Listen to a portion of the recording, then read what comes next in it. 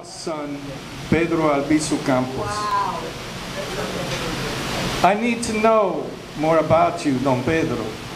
Yes, some of us know about incarcerations by J. Edgar Hoover and company and how they started noticing from the early 30s.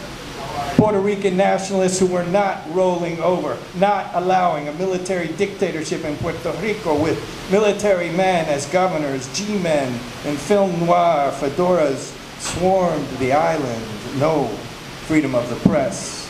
When it came to people talking about the independence that had been promised in the heady days after you chased out the Spaniards, Don Pedro, and many others. Observed this, and as he was not fully trained at Harvard, he didn't play ball.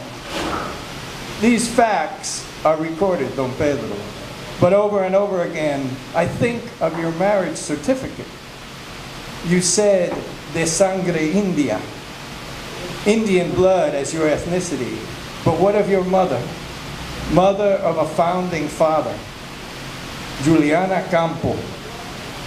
Juliana, born to slave mother of African and Taino lines near Ponce, Puerto Rico, Juliana found her way to freed slave settlement near the city, gave birth to 3 children from different men, one named Albizu, a merchant, a Basque and white Spanish, a Confederate sympathizer for a time.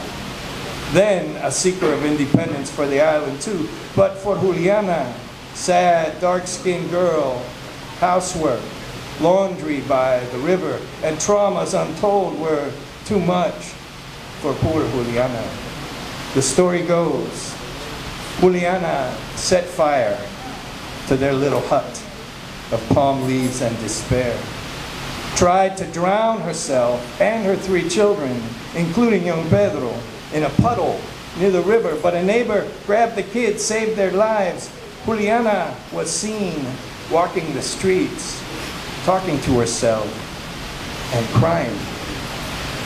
Later, she perished trying to cross the Portuguese River on 2 wooden planks, lost forever in the fast water of the changing times.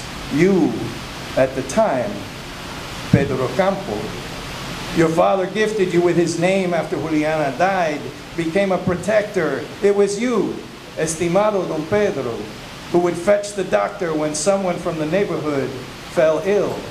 It was you who would read things, write things for the community as you had been teaching yourself by lantern light at night before entering school at age 12. Desde niño.